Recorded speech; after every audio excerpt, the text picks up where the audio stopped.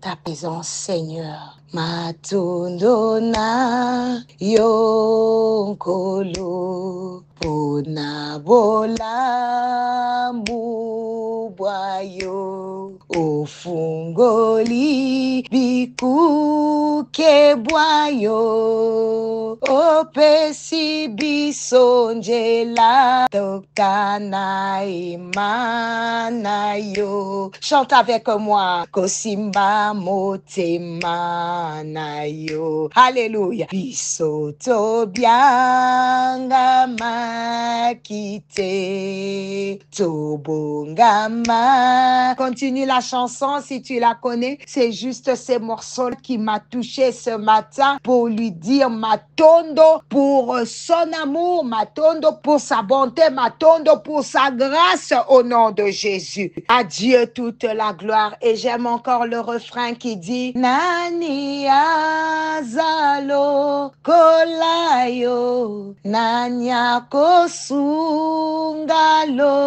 kolayo miswetombwa mi likolo tokotato la monene nayo kombo nayo nzambe sekona seko yoku mama. Que le nom du Seigneur soit loué, tellement beau sa présence. Proverbe 4:7 dit la sagesse est la chose principale. Acquiers la sagesse et avec tout ce que tu possèdes acquiers l'intelligence. Bien-aimé, la sagesse doit précéder chaque décision importante. Avant la rentrée scolaire, professionnelle ou académique, Dieu veut que nous commencions dans la prière et non dans les stress. Maman, Dieu ne veut pas que tu stresses. La sagesse nous pousse à planifier spirituellement nos saisons car la victoire commence dans les secrets. Un papa me donne un bon amen. J'aimerais que nous puissions prendre en Proverbe 22, verset 6. La Bible dit,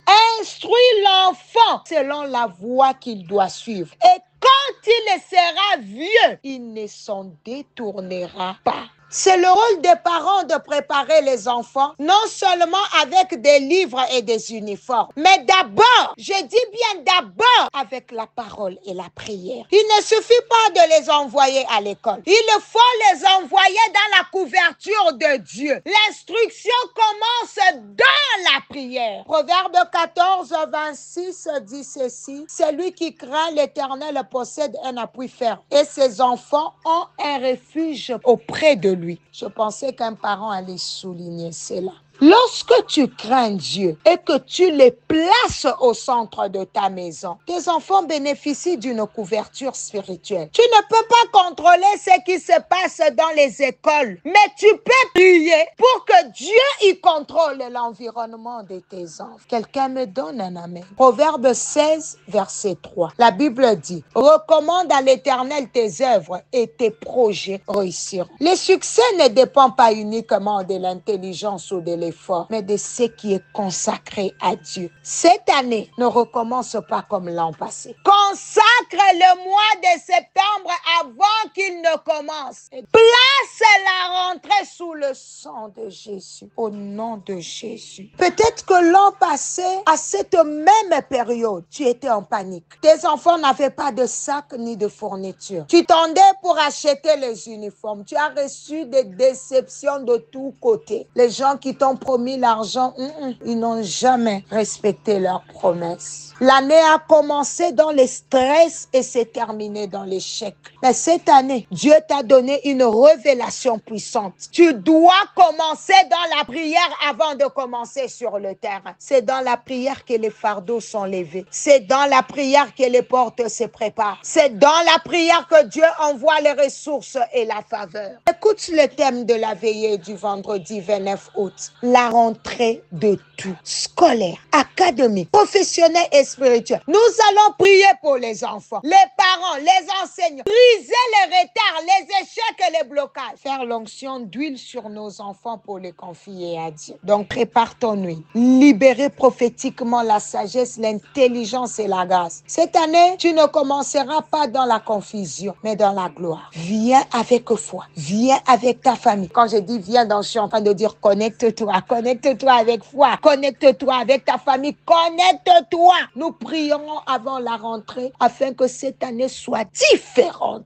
Au nom de Jésus. Seigneur, nous te bénissons pour ce mercredi. Merci pour la sagesse que tu nous communiques dans ta parole. Seigneur, tu es en train d'ouvrir les yeux de plusieurs. Yahweh éternel, les choses qu'on ignorait, tu es en train de nous le révéler en ce temps, en cette période, en cette saison, pour que nous ne puissions pas retomber dans les mêmes erreurs. Yahweh, nous te consacrons nos familles, nos enfants et toutes les rentrées à venir. Yahweh, nous refusons de revivre les mêmes batailles que l'année passée au nom de Jésus. Nous déclarons que cette année commence dans la paix, dans l'ordre et dans la faveur. Yahweh, nous te remettons la veillée de ces vendredis entre toi. Bien-aimé, prends quelques minutes pour prier pour la veillée du vendredi. Allez, prie, prie, prie, prie. Prie que le Seigneur te visite. La prière se prépare par la prière. Bien-aimé, prie que rien ne puisse t'empêcher à te connecter. Souvent, tu promets de te connecter, prends la décision de te connecter, mais quelque chose arrive.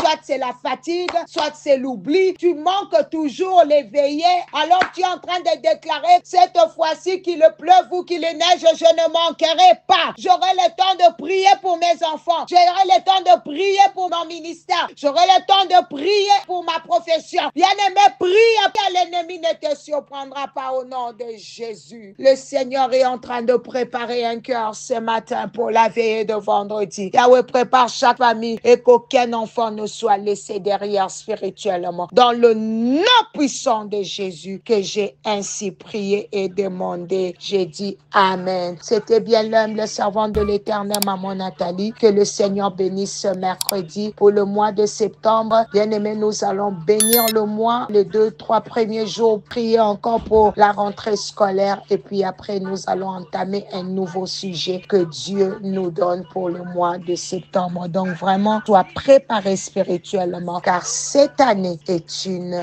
année de gloire. La saison de gloire est là pour toi. God bless you all. Bye bye.